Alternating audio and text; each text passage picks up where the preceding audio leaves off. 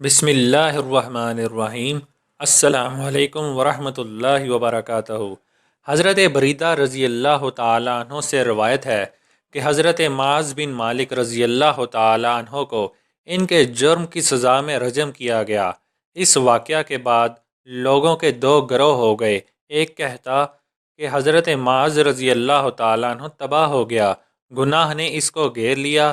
دوسرا کہتا کہ حضرت معاذ رضی اللہ تعالیٰ عنہ سے بہتر کسی کی توبہ نہیں، وہ یعنی حضرت معاذ بن مالک رضی اللہ تعالیٰ عنہ جناب سرکار کائنات رسول اللہ صلی اللہ علیہ وسلم کے پاس تشریف لائے اور اپنا ہاتھ آپ صلی اللہ علیہ وسلم کے نورانی دست مبارک میں رکھ دیا اور عرض کرنے لگے، مجھے پتھروں سے مار دیجئے۔ 2-3 دن تک لوگ یہی کہتے رہے، یعنی تباہ ہو گیا اور توبہ بہتر کی۔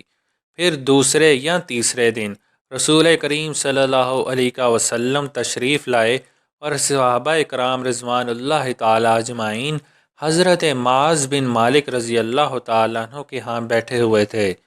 آپ صلی اللہ علیہ وآلہ وسلم نے سلام فرمایا اور بیٹھ گئے۔ پھر فرمایا، معاذ بن مالک رضی اللہ تعالیٰ عنہ کے لیے استغفار کرو۔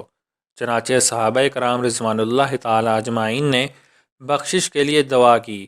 کہا، اللہ تبارک و تعالی حضرت معاذ بن مالک رضی اللہ تعالیٰ عنہ کی بخشش فرمائے۔